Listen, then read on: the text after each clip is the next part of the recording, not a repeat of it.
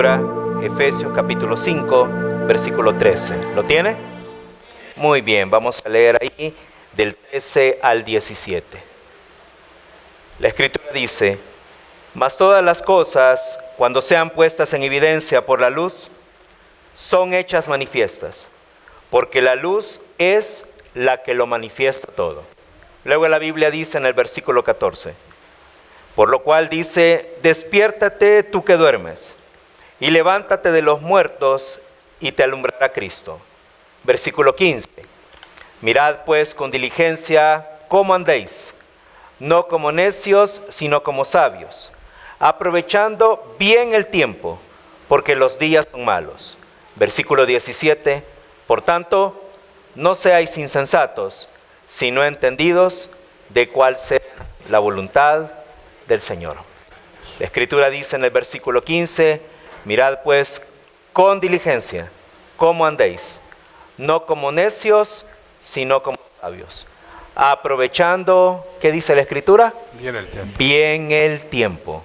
Y está la razón, porque los días son malos. Vamos a orar. Le invito a cerrar sus ojitos ahí y vamos a decirle así al Señor: Padre, gracias por la gran oportunidad, mi Dios, que nos das una vez más de abrir tu Escritura, de encontrar en ella, Señor, el consejo que cada uno necesita, acorde, Señor, a los designios de tu voluntad. Padre, ya venimos delante de ti, Señor, ya entonamos, Señor, cantos que hablan de lo que en nuestro corazón está hacia tu persona. Ya también, Señor, hemos puesto delante de ti anhelos, peticiones, Señor, de tal manera que tú hagas tu obra en cada uno de nosotros. Ya también, Señor, tuvimos la oportunidad de agradecerte, Señor, por aquellas cosas que tú en tu misericordia realizas en nuestra vida y también por medio de nosotros. Y hoy, Padre, queremos en este momento sentarnos, Señor, poner todo nuestro entendimiento en la Escritura. Te queremos clamar, Señor, para que tu Espíritu Santo, Señor, que mora en nosotros, ilumine nuestro entendimiento. Y de esta manera, Señor, tome de las palabras de tu Hijo Jesús y haga, Señor, aquella obra que solo tú puedes hacer. Que nos abra, Señor, la mente, el entendimiento, de tal manera que nosotros podamos comprender tu voluntad y luego, Señor, tomar de ti, Señor, de tu poder para poderla llevar adelante. Ayúdame a mí, Señor, a ser claro, a ser ahí preciso, Señor, para que mis hermanos y hermanas puedan concentrarse totalmente en escucharte. Quita de nosotros, Señor, toda distracción. Y que este tiempo sea un tiempo, Señor, en el que tu palabra, al entrar en nuestro corazón, Señor, encuentre tierra fértil, Señor, donde pueda fructificar. Gracias en el nombre de nuestro Señor Jesús. Amén. Puede sentarse. Vamos a aprender de algo, de un don, de un regalo que Dios nos ha dado a todos y cada uno de nosotros, y que todos y cada uno de nosotros estamos viviendo en diferentes proporciones, y este regalo es el tiempo. Y usted y yo vamos a ver en la luz de la Escritura que este regalo dado al hombre, dado a la mujer, llamado tiempo, es algo que nosotros debemos de aprovechar. Es algo que nosotros no poseemos para nosotros mismos. No es algo que nosotros compramos con dinero, no es algo que nosotros adquirimos, es un don que Dios nos ha dado, no porque nosotros lo poseamos, sino porque nosotros tenemos que administrarlo. Cada uno de nosotros tiene un tiempo medido en años, según la convención a la cual los hombres llegamos, ¿cierto? Pero lo cierto es que este tiempo está puesto en las manos del Señor. Él nos lo otorgó un día. Nosotros no lo pedimos, simplemente venimos a este mundo. Pero de la misma manera en como lo puso en nuestras manos, un día también lo quitará. También lo quitará. Y una vez que ese tiempo termine, cada uno de nosotros pasará al bema, dice la Escritura en 1 Corintios, al tribunal, donde Cristo estará sentado.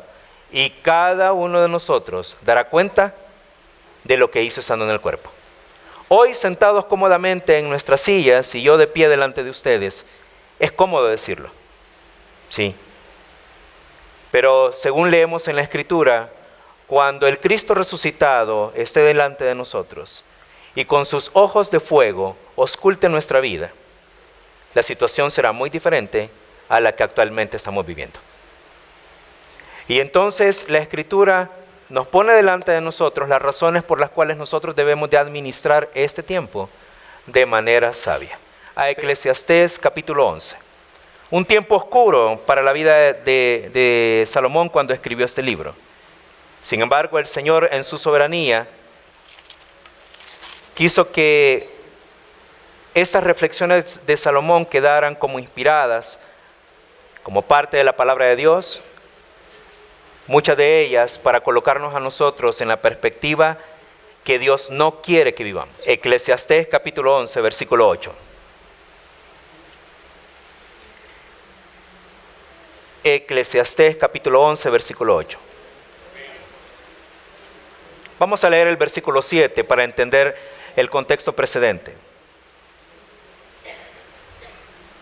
Me avisan cuando lo tengan, por favor, para asegurarnos que todos estamos leyendo la palabra del Señor. Eclesiastés capítulo 11, versículo 7. Salomón decía así cuando escribía: suave, suave ciertamente es la luz, y agradable a los ojos ver el sol.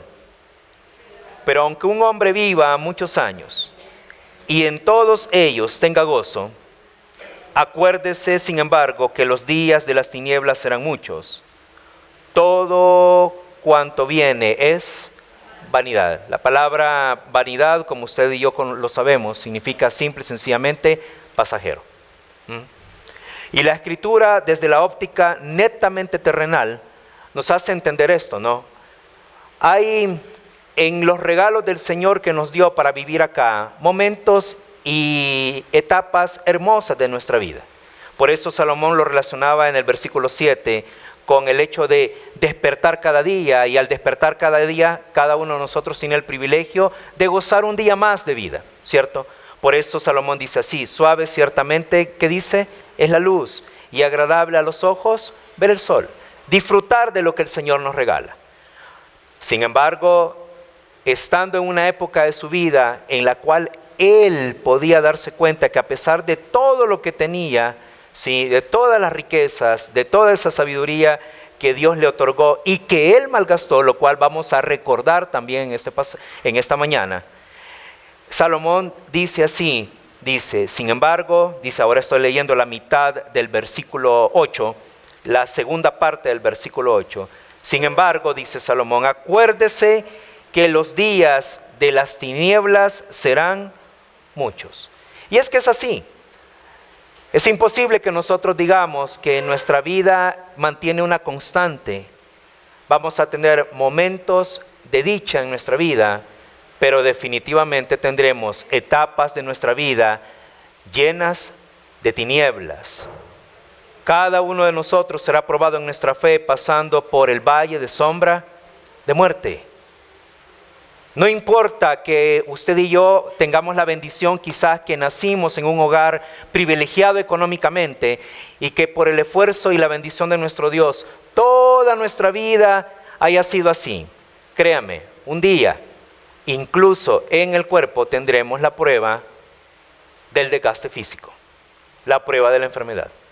Y ahí llegaremos a la conclusión de que no importando los bienes que hayamos acumulado, todo eso, como Salomón dice acá, nos daremos cuenta que será simple y sencillamente vanidad. Porque como un día, hace tiempo atrás, cuando otro misionero y yo venimos a animar a que cultivara un estilo de vida enfocado en la eternidad, porque es lo único que nos permite ser trascendentes, usted y yo nos vamos a dar cuenta que después a Cristo le llevaremos a aquello en lo cual nosotros hayamos sido diligentes. Fíjese lo que la Escritura va diciendo también allí en un pasaje. Vaya conmigo a Salmos 90:10. Vamos, rápidamente. Vaya conmigo ahí a Salmos 90:10.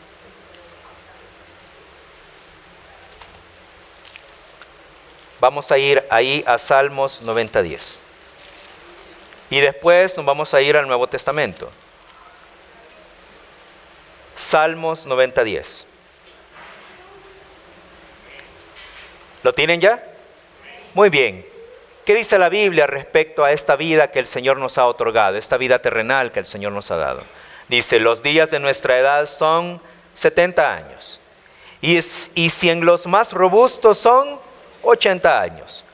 Con todo, cuando llegamos a ese punto de nuestra vida, su fortaleza es molestia y trabajo, porque pronto pasan, y dice la Biblia, volamos.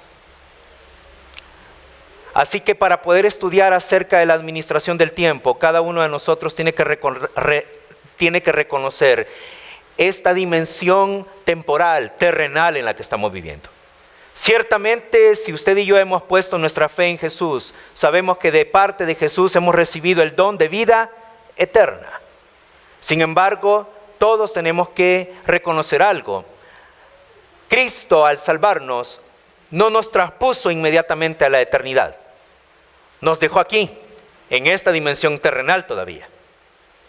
Si Cristo considerara que no necesitamos vivir en esta dimensión terrenal, cuando usted y yo colocamos nuestra fe en Jesús, ese hubiese sido el día que no solo con el nuevo nacimiento hubiésemos tenido también de una vez la transformación de nuestros cuerpos a la eternidad.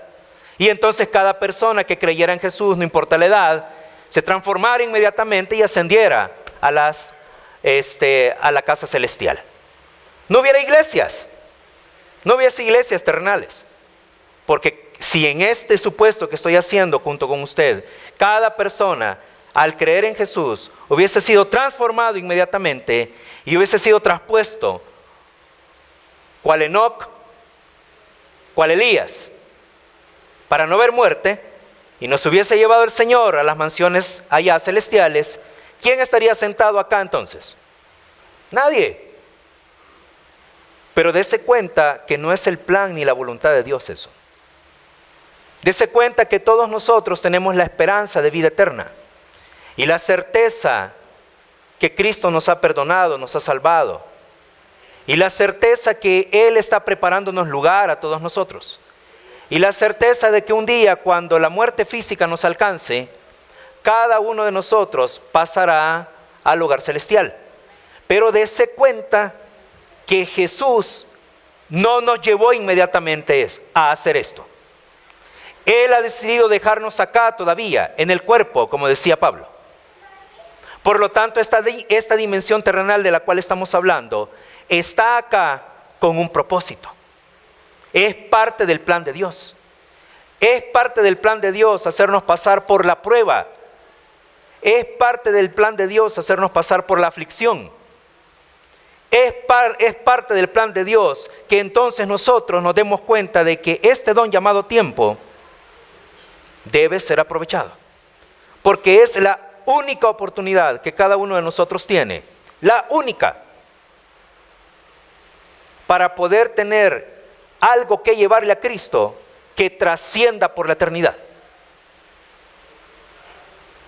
Y no sea que a la mayoría de nosotros se nos pase esta gran oportunidad y que lleguemos al hogar celestial con las manos vacías. Así que esta mañana de eso se trata, de aprender que tenemos una responsabilidad muy grande. Vaya conmigo allí a la primera carta a los Corintios, rápidamente. Vaya conmigo allí a la primera carta a los Corintios, capítulo 4, para que sea la Biblia la que hable a nuestras vidas. Y en primera de Corintios, capítulo 4, en el versículo 1, versículos 1 y 2, usted y yo leemos lo siguiente.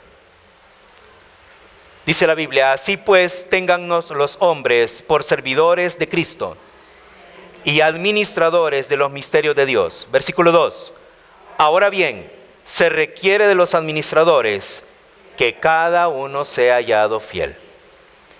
Y si usted y yo llegamos al acuerdo de que no estaba en el plan de Jesús salvarnos e inmediatamente llevarnos a la patria celestial, sino que nos dejó aquí en la tierra, cada uno a vivir un tiempo determinado. Algunos menos, otros más. Entonces nosotros tenemos que entender que entonces esto llamado tiempo, llamado tiempo, es parte de nuestra administración.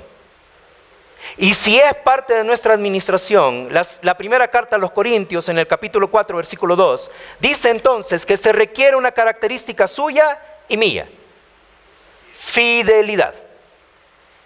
Y la mayoría de nosotros tiene diferentes conceptos para definir esta fidelidad. Pero desde la óptica de la Biblia es bien sencilla. Sí, Él es el amo, nosotros los esclavos. Él encomienda la tarea, nosotros la cumplimos. Punto. Punto. Así que Él le ha dado un tiempo a usted y me ha dado un tiempo a mí.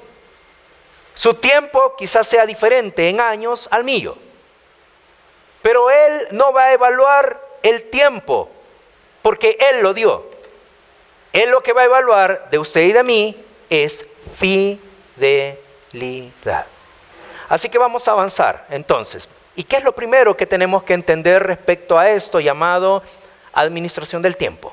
Bueno, vamos a ir ahí a la Escritura, Efesios capítulo 5, versículo 16. La Biblia dice así entonces: aprovechando, dice, bien el tiempo, porque los días son malos. Y lo primero que usted y yo, como ve en la pantalla, que vamos a tener en cuenta para esta fidelidad que Dios quiere, es que todos tenemos que irnos al mercado. Todos tenemos que irnos al tianguis. Pero quiero por favor que le ponga toda su atención a la primera palabra del versículo ahí 16. Que le ponga ahí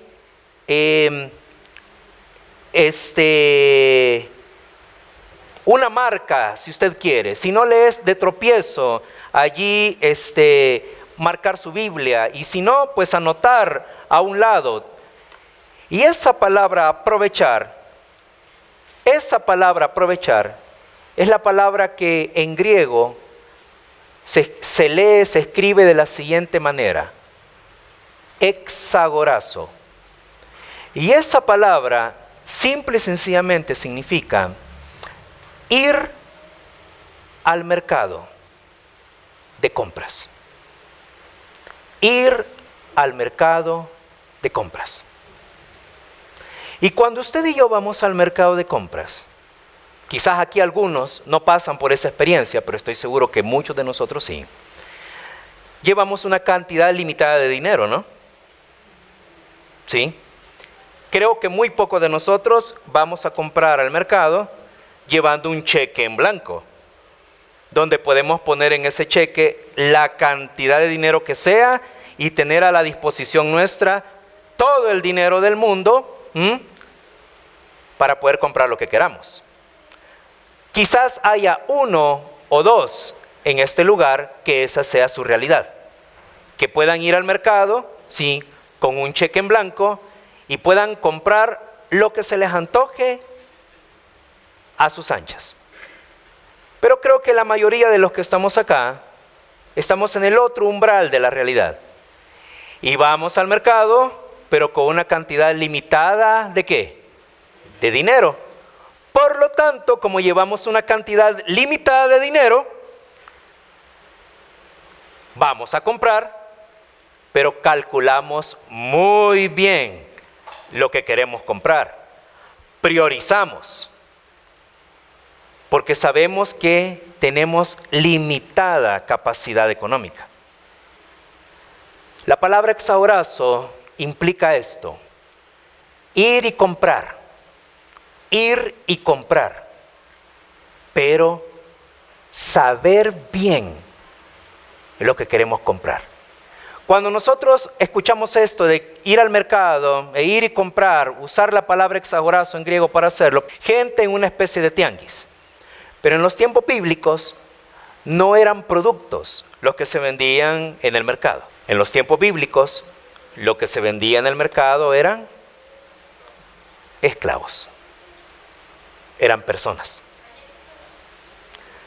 Ahora, cuando en los tiempos bíblicos alguien iba al mercado, no compraba productos, compraba personas. Y a esas personas, lastimosamente, se les había dado la calidad de esclavos. Un esclavo no gobernaba su vida, sino que otro le gobernaba. Pero cuando en la Biblia encontramos la palabra exagorazo, la E y la X implican algo, y es lo siguiente: comprar en el mercado, pero con una prioridad ya puesta en la mente. Y esa prioridad puesta en la mente es hacer libre al esclavo. La palabra exagorazo en la Biblia significa que voy al mercado no a comprar productos, sino que voy a comprar, ¿qué cosa? Esclavos. Y acuérdese lo que es un esclavo. Un esclavo no gobierna su vida, la gobierna otro. Pero voy con una intención premeditada a ese mercado. La intención premeditada es que voy al mercado de esclavos, compro al esclavo, pago un precio por ese esclavo, pero ya tengo una intención premeditada. ¿Cuál es la intención premeditada que le dije que la persona tiene? Hacer, ¿qué cosa? Libre al esclavo. Ese es el concepto completo de esta palabrita en griego, exagorazo. Era ir al mercado de esclavos, ir con un concepto premeditado, comprar personas, pero una intención en el corazón. Pago el precio y una vez que saco del mercado a ese esclavo, lo hago libre. Ok, algunos de ustedes estarán ahorita en medio de esta explicación, ¿verdad? Lastimosamente quizás distrayéndose. Y yo les suplico, no se distraiga. Porque precisamente ese es el tema de hoy, ¿no? ¿Cómo aprovechar? Y este es el tiempo más valioso que podemos tener. Y entonces usted se preguntará, pero ¿y de qué me sirve conocer estas cosas? Precisamente por eso. Porque el versículo 16 en su Biblia en español comienza con esta palabra, aprovechar. Pero en el manuscrito griego no comienza con la palabra aprovechar. En el manuscrito griego comienza con la palabra exagorazo. Y luego de la palabra exagorazo viene la palabra bien. Es decir, hacerlo con eficiencia. Y luego viene el sustantivo del verbo. ¿Y cuál es el sustantivo del verbo? Léalo conmigo. El tiempo. Entonces, vaya a la Biblia. Lea la Biblia como lo leían nuestros hermanos y hermanas en Cristo que nos precedieron a nosotros. Y entonces, con la explicación que acabo de brindarle, si la palabra exagorazo significa ir y comprar un esclavo, en esa frase, ¿quién es el esclavo? ¿Quién es el sujeto en esa frase? Lea su Biblia, léala, no me vuelva a ver a mí, léala. Y dice, exagorazo, vayan al mercado de esclavos y saquen al esclavo, cómprenlo y sáquenlo y háganlo libre. Entonces fíjese quién es el sujeto en esa frase. ¿Quién es el sujeto de la frase? ¿De quién, sobre quién está cayendo la acción del verbo exagorazo, del verbo comprar y liberar? No, no es de usted. Tampoco menos de Dios. Dios jamás sería esclavo de nadie. ¿Sí? Lea conmigo la frase. ¿Ven? De eso se trata lo que hacemos todos los domingos acá. Es aprender qué es lo que Dios tiene para nuestras vidas. Aquí podríamos pasar horas explicándole la Escritura, pero cuando llegue a su casa la va a abrir y se va a acostumbrar a que otro le diga lo que la Biblia dice. Tiene que aprender a escuchar lo que Dios le quiere decir a usted, si quiere aprender a aprovechar bien el tiempo. La Biblia dice así, aprovechando bien el tiempo. ¿Quién es el único sujeto en esa expresión? No es usted, no soy yo, no es Dios. El sujeto es el tiempo. El esclavo en esa frase es el tiempo. La gente dice, es que en esta era estamos gobernados por el tiempo, estamos gobernados por el reloj. Sí, es lo que la gente dice, pero Dios no dice eso. Dios le dio a usted y me dio a mí el tiempo como esclavo. Usted es el amo en esa relación. No es que el tiempo le gobierna. Usted está ocupado de aquí para allá, usted está ocupada de aquí para allá porque quiere. Porque usted y yo le dimos vuelta a la relación.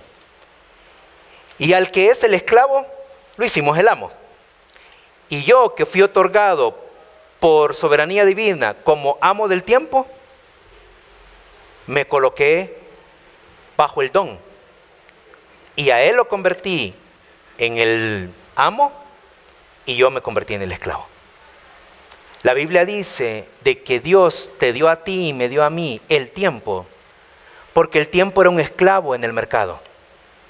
Y te dice a ti, ve al mercado y toma a este esclavo llamado tiempo, pero ve con una intención premeditada. ¿Cuál es esa intención? Hacerlo libre. Hacerlo libre. El tiempo está sujeto a tu voluntad y a mi voluntad. Eso es lo que Dios decidió. Cuando nosotros nacimos muertos en delitos y pecados, el mundo, el sistema nos enseñó, claro, porque Satanás se encarga de tergiversar todo lo que Dios le da al hombre. Satanás nos enseñó que era al revés, que nosotros éramos víctimas del tiempo, que nosotros éramos esclavos del tiempo. Es más, en la antigüedad, en el sistema pagano, había un dios con el nombre del tiempo. Sí, había un titán que supuestamente gobernaba sobre el tiempo. El nombre de este titán era Cronos. Y todos los hombres pensaban de que Cronos gobernaba en su vida. Los griegos tenían incluso diosas que en la concepción pagana de ellos tejían los hilos de la vida de los hombres. Y que con sus tijeras, cuando ellas querían, cortaban la vida del hombre. Y el hombre dejaba de vivir. Todas esas son malformaciones satánicas. Pero lastimosamente al nacer nosotros, muertos en delitos y pecados, nosotros crecemos con esas concepciones. Venimos a Cristo y si nosotros no vamos a la Biblia, por ignorancia, continuamos viviendo como si no fuéramos libres en nuestro Señor. La Biblia dice que usted y yo tenemos una responsabilidad como administradores del tiempo. Lo primero es entender quién soy yo y qué es el tiempo en esta relación que Dios nos dio. Si usted y yo no entendemos esa relación, es por demás que usted use agenda, use dispositivos, anote cosas, pegue post-it por aquí, por allá. Siempre va a venir a la iglesia, siempre va a estar ahí en comunión con el Señor con cientos de excusas. Que no tiene tiempo para esto, que no tiene tiempo para aquello, porque está muy ocupado, porque está muy ocupada. Siempre le va a pasar que le van a asignar responsabilidades en la iglesia y el día jueves va a estar llamando a la persona que lo hizo responsable diciéndole, ¿qué crees? No voy a llegar el domingo a la iglesia. Y eso es que no tienes ni idea qué ocupado he pasado esta semana. Y no me das el tiempo. Y siempre va a ser así. Y siempre va a llegar tarde a las citas. Y cuando alguien se acerca a discipularle de manera personal, usted va a aceptar contento esa propuesta. Pero cuando empiece a venir el tiempo y las citas, cuando la persona que le discipule le va a llamar, le va a decir, ¿y qué tal? Siempre nos vamos a ver cómo quedamos ahora en tal lugar. Y usted, su respuesta va a ser, ¿qué crees? No voy a poder. ¿Por qué? Porque estoy muy ocupado. No tienes ni idea de cómo me ha ido. Y va a ir de cancelar en cancelar cada una de las cosas que Dios le ha puesto delante por atender otras. Y usted un día va a llegar donde personas y va a decir, es que yo tengo un gran problema y mis problemas son prioridades, no puedo poner mis prioridades en orden. Y esa persona un día la va a llevar a este pasaje y le va a hacer recordar este estudio. Y le va a decir, sí, es cierto, tienes un problema de prioridades. Pero el problema comienza porque no sabes quién eres tú, ni tu función, ni qué es el tiempo. Tú piensas que el tiempo te gobierna a ti. Cuando la Biblia dice que el tiempo es un don de Dios que te fue otorgado para que tú lo gobiernes. Solo hay un momento en el tiempo en que tu administración te es quitada. Cuando Dios dice, hasta aquí llegó la vida.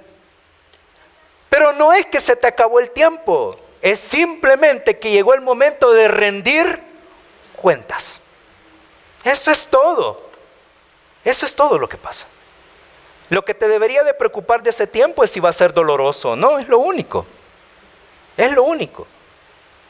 Pero no debe ser un momento aflictivo, a menos que llegues ese día delante de Cristo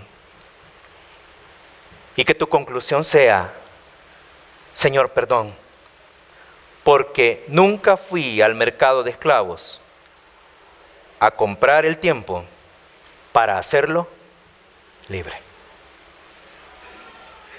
En lugar de ir al mercado de esclavos a comprar el tiempo, fui al mercado de esclavos y no sé por qué razón, siendo libre yo, me quedé siendo un esclavo más en el mercado. Y toda mi vida la viví poniéndome esta etiqueta acá en la espalda. Estoy ocupado. Venga después. La Escritura dice en el español, aprovechando bien el tiempo.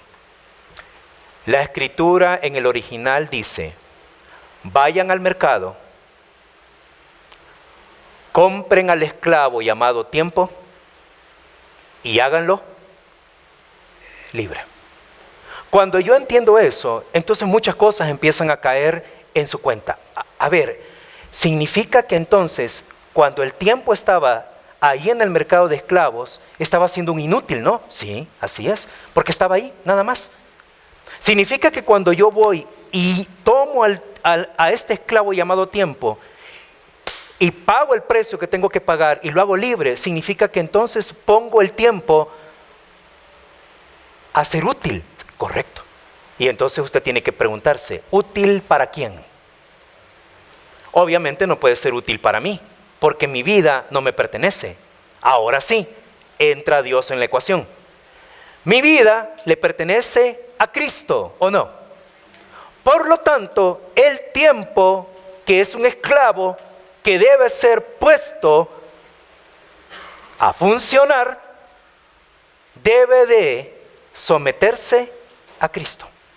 Si toda tu vida estás usando tu tiempo y yo estoy usando mi tiempo para mis deleites, mis necesidades, lo que yo considero que yo necesito, entonces también estoy cambiando los papeles. Porque Pablo decía, con Cristo estamos juntamente crucificados. Y ya no vivimos nosotros, sino que Cristo vive en nosotros. El tiempo debe ser usado para gloria y honra del Señor. Pero todos estamos de acuerdo con esa expresión. Pero ¿por qué no lo logramos entonces? Avanzamos. Porque nosotros debemos también entender qué dijo Dios en su Biblia cuando dijo tiempo. Ahora, si decide marcar la Escritura, si no le de tropiezo hacerlo, vamos a aprovechar la segunda palabra en el pasaje 16. Dice, aprovechando bien. ¿Cuál dijimos que era la palabra en griego para aprovechar? Exagorazo. ¿Qué significa esta palabra? Ir al mercado de esclavos, comprar al esclavo y hacerlo libre. Tu tiempo y mi tiempo no nos gobierna. Tu tiempo y mi tiempo lo que hace es estar al servicio de nuestro Dios, porque nosotros estamos al servicio de Dios. Pero ¿qué significa la palabra tiempo? Ahí en la pantalla tienen la palabra en griego, que implica la palabra tiempo. En nuestra Biblia en español dice tiempo. En griego dice kairos. La palabra ahí la tienen descrita. La palabra tiempo implica la idea de, ¿qué dice? De un periodo, y quiero que se queden bien con la segunda palabra. Oportunidad. Lo que tú llamas tiempo, la Biblia le llama oportunidad. Lo que tú estás teniendo, despertando cada día, como Salomón bien lo concluía, es una oportunidad. Una oportunidad única que no va a volverse a repetir. Vayan conmigo rápidamente a Hebreos. Vamos, tenemos que avanzar. Vayan conmigo a Hebreos rápidamente. Al capítulo 9.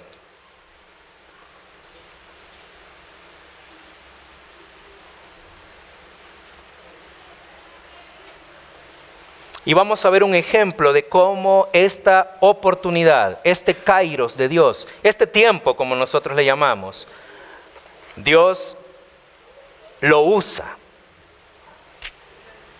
Vayan conmigo a Hebreos capítulo 9, versículos 27 y 28. Hebreos capítulo 9, versículos 27 y 28. ¿Lo tienen? Muy bien, la Escritura dice así: y de la manera que está establecido para los hombres, que mueran como 4 o 5 veces. No dice eso la Biblia. Una sola vez. Y después de esto, el juicio. Eso es lo que Dios estableció para los hombres. ¿Cierto? Sí. Una sola oportunidad se tiene. Y cuando se llega el momento de pasar de esta vida a la eterna, listo. De ahí en más, lo que viene es un juicio. Nosotros, a rendir cuentas, las personas que rechazaron a Cristo, lastimosamente un juicio que implica condenación eterna. Bueno, pero Dios dijo que eso lo estableció ¿para quién? Para los hombres. Así dice la Biblia, 9:27. Y de la manera que está establecido ¿para quién? Lea conmigo, por favor. Para los hombres. Dios lo estableció para los hombres. Y un día, el Verbo de Dios, el Hijo de Dios, se encarnó. Y todo lo establecido para los hombres, Él también lo hizo, a excepción del pecado. Y miren lo que la Biblia dice: así también Cristo, el Hijo de Dios, el Mesías, el ungido, fue ofrecido, ¿cuántas veces dice? Una sola vez. También Cristo vino acá y tuvo una sola oportunidad, pero Él no nació con el concepto mal formado. Él también tuvo un kairos de Dios, y Él también fue al mercado y lo compró y lo puso al servicio de Dios. Y la Biblia dice que Él fue ofrecido una sola vez, y aquí está la oportunidad, y Él la aprovechó para llevar los pecados de muchos. Cuando Cristo está orando por ti y por mí en Juan 17, la oración comienza con una rendición de cuentas y dice así: la obra que me diste que hiciera, hice. Cristo no se llevó ninguna tarea inconclusa. Él tuvo un kairos, una sola oportunidad, e hizo todo lo que el Padre le había encomendado hacer. La Escritura dice que Salomón fue el hombre más sabio que existió, ¿no?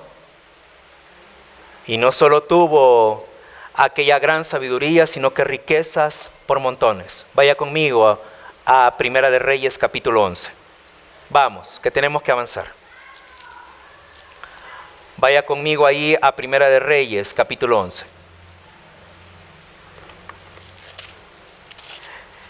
Y cuánto hemos hablado, ¿no?, de Salomón en estudios bíblicos, en escuela dominical. Ahí en Primera de Reyes capítulo 11. Con esta gran sabiduría que Dios le dio a Salomón. Y riqueza sin igual. Una oportunidad única, un kairos único el que Salomón tuvo. Y comenzó bien. Pero en Primera de Reyes capítulo 11 está el ocaso de su reinado. ¿Ya lo tienen? Primera de Reyes 11, ¿ya lo tienen?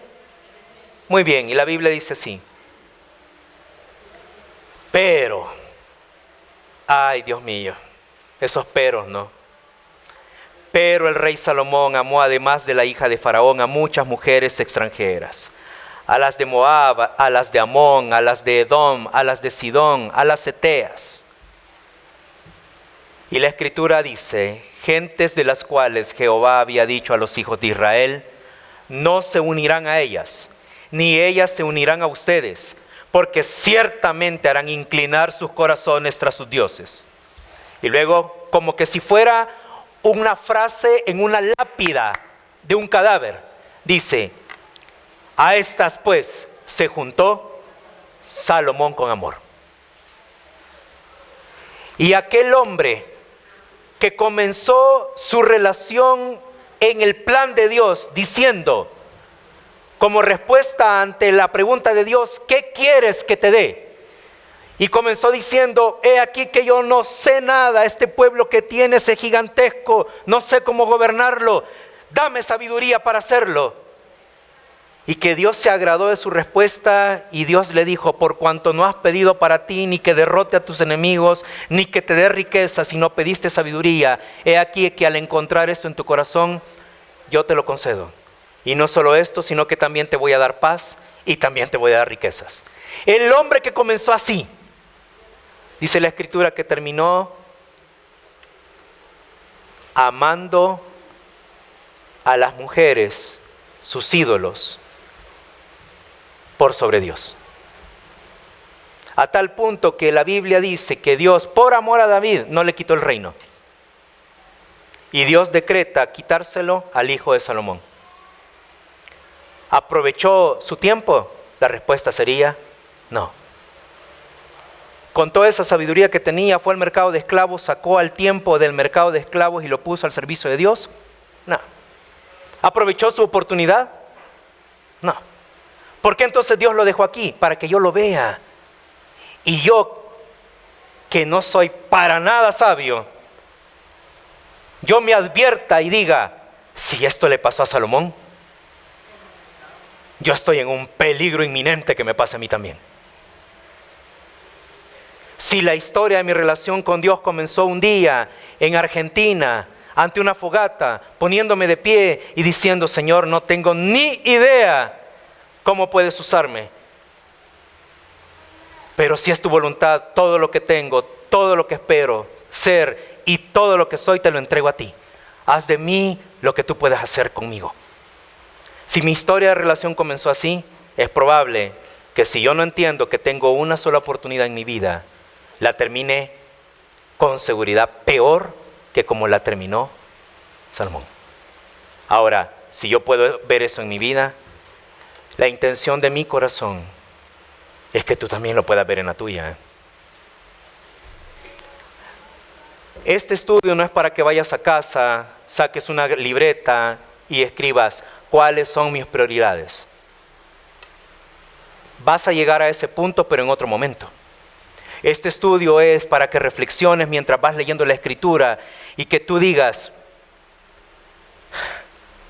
una sola oportunidad tengo en mi vida para servir con fidelidad a Cristo. Dios me ha dado un tiempo para que lo ponga al servicio de Dios. Lo estoy haciendo. Ahí comienza todo. Y si cuando yo te hago esta pregunta para que tú te la hagas a ti mismo, empiezan de forma automática a venir un montón de excusas acá, entonces empieza por donde debe empezar. Reconoce que le has dado en tu corazón y en tu mente un giro a los papeles y que el tiempo que debe ser el esclavo lo has convertido en tu amo. ¿Sabes? La Escritura dice lo siguiente en Gálatas. Ve conmigo, por favor. Vayan conmigo ahí rápidamente al libro de Gálatas.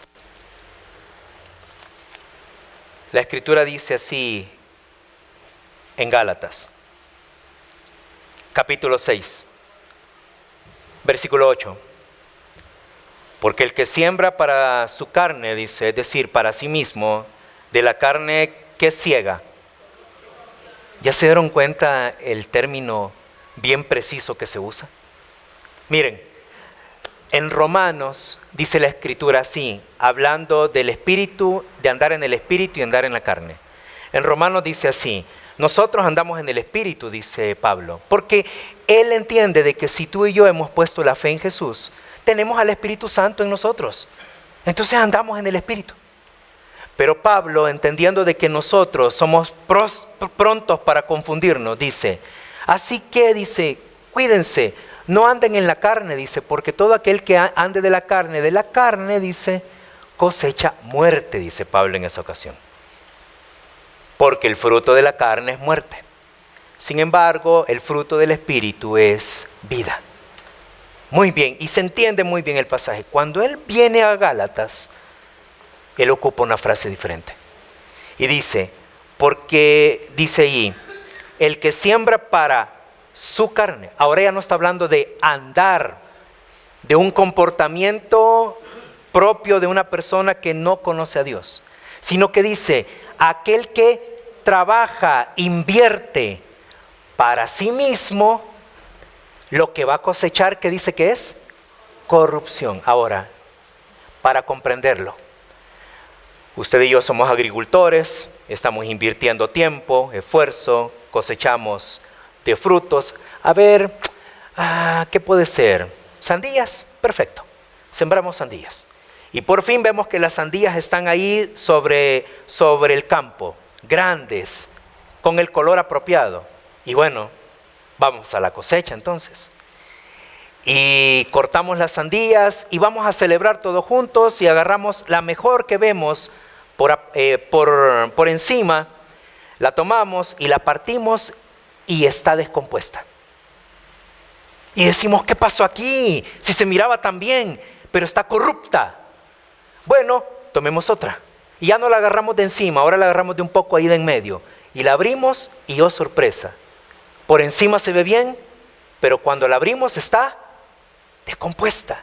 Y decimos, no es lógico, si la acabo de cortar, está recién cosechada. No puede estar corrupta y entonces nos entra una aflicción y empezamos a tomar las sandías de nuestra cosecha que nos costó tanto esfuerzo, tanto tiempo, tanto trabajo. Y una tras otra la abrimos y una tras otra nos damos cuenta que están corruptas, engusanadas, no sirven para el consumo. Bueno, la Escritura dice que tu vida y mi vida puede ser así. Toda una vida sembrando, trabajando, exteriormente se ve hermosa. Llegó el día, nos morimos, nos vamos al cielo. Y todo lo que le llevamos a Cristo está corrupto. No es apto para ser presentado delante de nuestro Señor. Ojo, ojo. Acá en la iglesia le decimos a nuestros hermanos y hermanas, es que estoy bien ocupado, no tengo tiempo. En el cielo esa frase sube y se escucha en el cielo así, es que estoy sembrando para corrupción, no se metan conmigo.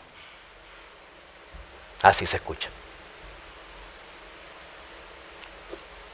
Tú decides. Yo soy el que decido. Y por último, en esta parte le dice la Escritura, pero como no queremos hacer así, ¿verdad? Dice, mas el que siembra para el Espíritu, ¿qué dice? Del Espíritu, ¿qué va a cosechar?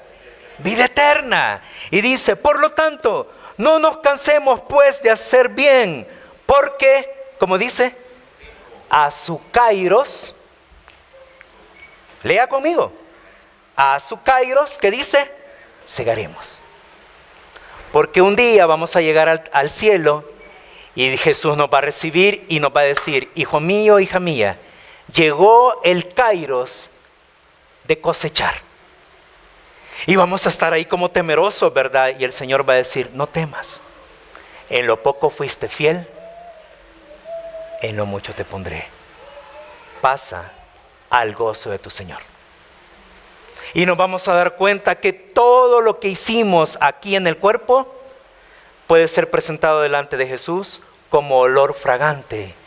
Y como si aquello fuera una hermosa película, nos vamos a dar cuenta que todo lo que le llevamos a Él se convertirá en premio para usted y para mí. Y la Escritura en 1 Corintios dice algo que solamente se cita una vez en el Nuevo Testamento y en toda la Biblia, porque es una idea totalmente contraria a lo que nosotros entendemos, pero lo aceptamos por la fe. Y dice así: y cada uno recibirá del Señor su alabanza. Porque la Biblia nos dice que usted y yo estamos puestos para alabanza de nuestro Dios, ¿o no? Pero en un solo pasaje del Nuevo Testamento dice: y cada uno recibirá del Señor su alabanza. Si yo siendo niño sentía tan rico que mis papás me felicitaran por un logro obtenido, ¿cuánto más no será ser felicitado por el Dios de la gloria? Pero para hacer eso, queridos hermanos y hermanas, debemos de hacer una revolución en nuestra mente y corazón respecto al tiempo. No podemos seguir viviendo nuestra vida como la estamos viviendo. No puede ser. No puede ser. Tenemos que cambiar nuestra connotación. Nosotros tenemos que entender que el tiempo fue un don entregado a nosotros por Dios. No es un amo. Nosotros tenemos que entender que hay que ir y pagar el precio. Se paga un precio. Cuando vamos al mercado, vamos y pagamos un precio. Se paga un precio por el tiempo. Pero ese tiempo que compramos no es para mí, no es para ser sembrado en la carne, es para ser usado para el Señor. Dígale que está ocupado a cualquiera, menos al Señor. Sea valiente y cuando su jefe le pida quedarse más horas trabajando y usted ya hizo un compromiso para servir al Señor, sea valiente y con respeto dígale: siempre te he servido, pero ya no podemos seguir en esta relación que tenemos en la cual me avisas a última hora que quieres cosas, porque yo empeño mi palabra para ir a servir a mi Dios y tengo años diciéndote a ti sí y postergándolo a Él. Te suplico, dígale, ordenémonos nada más. Ordenémonos, eso es todo. No te estoy diciendo ni siquiera no, solo te estoy pidiendo que seamos ordenados. Que no me pidas cosas a última hora, porque yo estoy ansioso por llegar a mi iglesia, a la reunión donde me citaron, porque es el momento en el que mi vida adquiere todo su sentido, sirviendo a mi Dios. Sea valiente para que su palabra sea sí y sea no. Encomiéndese al Señor para que Él le permita encontrar gracia delante de las personas. Sea valiente para renunciar a tiempos de vacaciones y aprovecharlos para poner al servicio de su Señor ese tiempo. Créame que uno agarra más fuerzas cuando sirve al Señor. Nuestro campamento en la época del verano se llena por 6 semanas de jóvenes y chicas, universitarios, de prepa, de secundaria, otros más grandes que ya trabajan, ya son profesionales, que están en su tiempo de vacaciones y pagan para ir a nuestro campamento a servir. Son los locos de los locos, porque no les pagamos para que lleguen a servir. Pagan e invierten 3 semanas, 4, 2, 1, pudiendo estar de vacaciones para servirle al Señor. Termina todo ese tiempo y cuando uno les pregunta: ¿y ahora ¿Ya vas para descansar? No, te dicen, alegres. Voy justo para la escuela de verano de mi iglesia, porque mientras estuve aquí en el campamento, estuve preparando todo porque mi pastor me dio la oportunidad de servir allá. Y uno les pregunta, ¿y no estás cansado? Y la respuesta es, sí, pero no importa, porque están aprovechando su oportunidad. Si jovencitos pueden hacerlo, nosotros también. Nosotros también. Sin importar la edad. Aprovechando bien el tiempo, dice la Escritura, porque los días son malos. Esta no es la realidad. La realidad nos espera. Esto es pasajero. Tenemos toda una eternidad por delante. Esta es nuestra oportunidad. Y es única. Mi anhelo en el corazón es que te metas en la Escritura y que hagas un compromiso y le digas al Señor, está bien, Señor, está bien. Voy a ser valiente y voy a dejar de servir al tiempo, tomarlo y que el tiempo te sirva a ti. Que Dios bendiga su palabra. Que fructifique al 100% en sus corazones es mi anhelo. Y que la próxima vez que nos veamos, mi anhelo es encontrarme con ustedes alegre, contentos. Y cuando les pregunte, ¿cómo le va, hermano? Me diga, hermano, muy bien, gracias al Señor, con pruebas. ¿Y cómo ha estado estos días, hermano? Y que me diga, ocupado, hermano, en las cosas de mi Señor, para gloria y honra de su nombre. Nos ponemos de pie. Cerramos nuestros ojos y vamos a hacer una oración. Le voy a dar un último ahí minutito para que le ore al Señor de forma personal. Y luego el pastor va a venir y nos va a guiar a todos en una oración.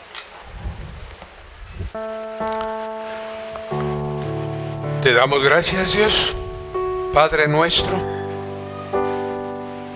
por el don maravilloso que nos das de lo que llamamos tiempo. Que tú no estás sujeto a esto.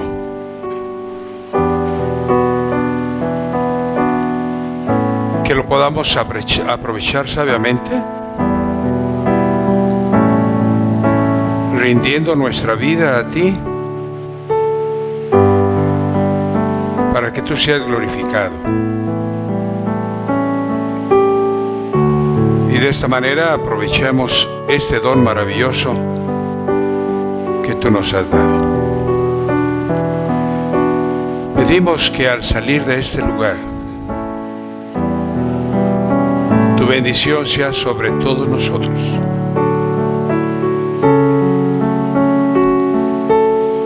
Tu palabra dice que oremos diciendo, Jehová te bendiga y te guarde. Jehová haga resplandecer su rostro sobre ti y tenga de ti misericordia. Jehová ponga sobre ti sus ojos y llene tu corazón de paz. En el nombre de Jesús. Amén.